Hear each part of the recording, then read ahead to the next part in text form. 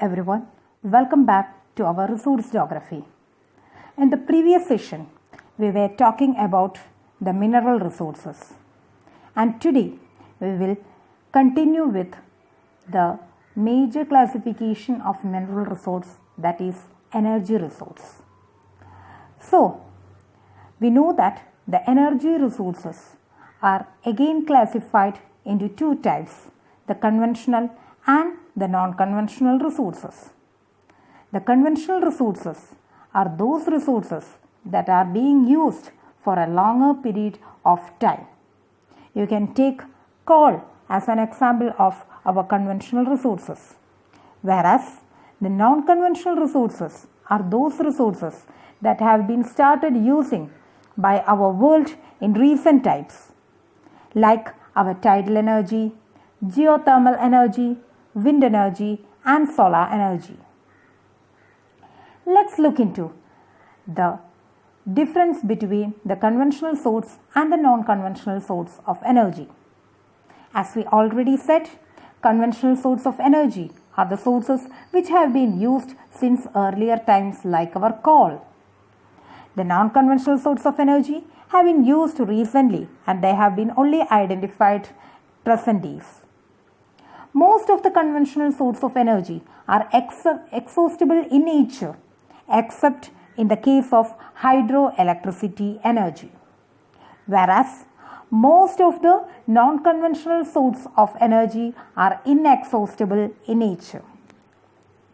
The conventional source of energy creates pollution when they are being used, as they emit smoke and ashes, except in case of hydro energy. Whereas the non-conventional sources of energy are mostly pollution-free in nature, except in case of nuclear energy. The generation of conventional source of energy involves huge amount of expenditure. They are very expensive to maintain, store, transmit, as they are carried over a longer distances through transmission grids. In case of non-conventional source of energy, most of them are very low expenditure. Very low expense is only occurring due to they are being used at a local level and easy for maintenance. In today's session, we will be discussing the coal as a major conventional source of energy. Coal is one of the important sources of energy that dominated in the 18th and in the 19th century of the world. They are mainly formed during the Carboniferous period between 360 to 290 million years ago. They are formed from the plant matter that are accumulated in the swamps and the sweet bogs, and after being buried, they have been exposed to high heat and pressure and formed the present day coal. Generally, the quality of the coal is being determined by four major factors. The first factor is the type of the vegetation. The depth of the burial of these vegetative matter also determines the quality.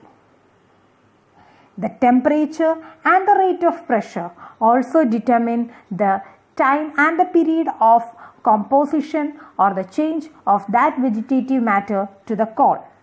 And of course, the time. If more time is being buried by this vegetative matter, then you will be obviously getting a good quality of coal and vice versa.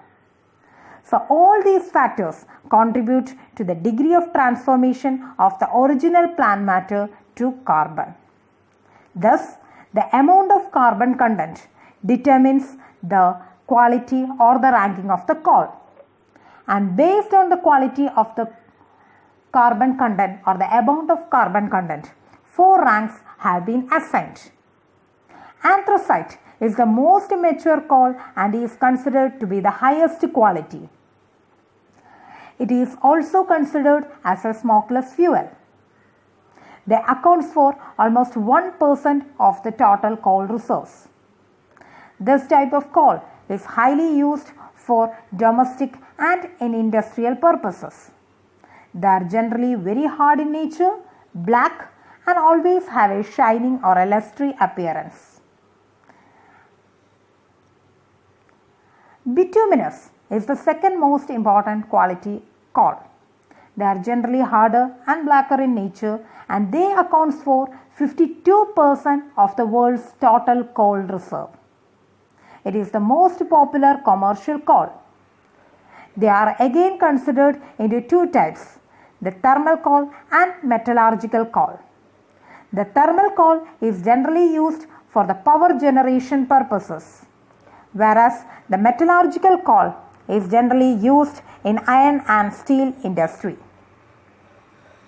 Lignite is the youngest form of coal.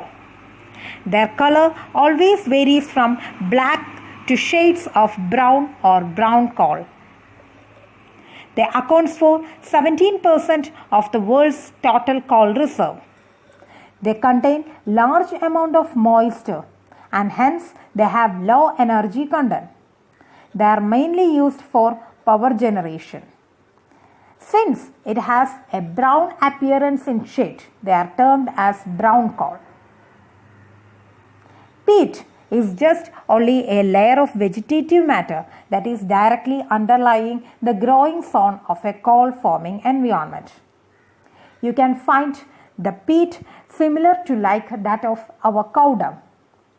The color always looks like a pale yellow, and generally they are used as a domestic fuel. The coal is highly used in the electricity production as it is the primary use of the coal. It is also used as a source of heat for various manufacturing processes. It is used in coke production, used as tars and residues in transportation sector, and in various sectors like plastic, roofing, synthetic rubber, insecticides, paint products, medicines, synthetic fibers, and many others. Let's look into the global production and distribution of coal. China is the leading producer of coal in the world. They produced 3,550 metric tons in 2018. Almost 75% of the energy requirement of the country is met by coal. The major concentration of the coal reserve occur near the Hangho River basin, and the major coal mines are found almost in all the parts of the countries, especially in regions of Shanxi Field, Shantung Hopai, Southeastern Field, Southwestern Field, and Manchurian Field. India is the second largest producer of coal in the world. The country produced approximately 771 metric tons in 2018. There are two periods of coal formation for the country, the tertiary period and the Gondwana coal period. The tertiary coals are generally found in the northeastern states of the country, whereas the Gondwana coal is abundantly found in the Damodar Valley basin. Here, it is spread over the states of Jharkhand, containing the Jharia, Bokaro and Raniganj field, the Chhattisgarh, the Orissa, and in the Godavari Valley. USA is the third largest coal producer in the world. The country has produced almost 685 million metric tons in 2000 till 2014, and the country produced 684 million metric tons in 2018. The country started reducing the production of coal since 2014. The coal fields are almost scattered over the entire nation. It is scattered over the eastern field, the eastern interior fields, the western interior field nearing in the areas of Oklahoma, Missouri, the Gulf coal fields of Texas and Alabama, the western coal field consisting Colorado, Washington and Montana, and the Pacific coast of Nevada and Northern California. Australia is the fifth largest producer of coal in the world. Approximately, the country has produced 500 million metric tons in 2014 onwards. It possesses 10% of the total global deposits. The major fields are concentrated in New South Wales, Queensland, Victoria, and Tasmania. Besides the above said regions, Indonesia is the fourth largest producer of coal in the world. Russia ranks sixth in the total coal production, producing around 240 million metric tons, followed by South Africa, Germany, Poland, and Kazakhstan, occupying the first 10 positions. I hope you have enjoyed today's session. Thank you and have a nice day. Please post your queries, suggestions in the comment box or in the Edmodo. Thank you once again.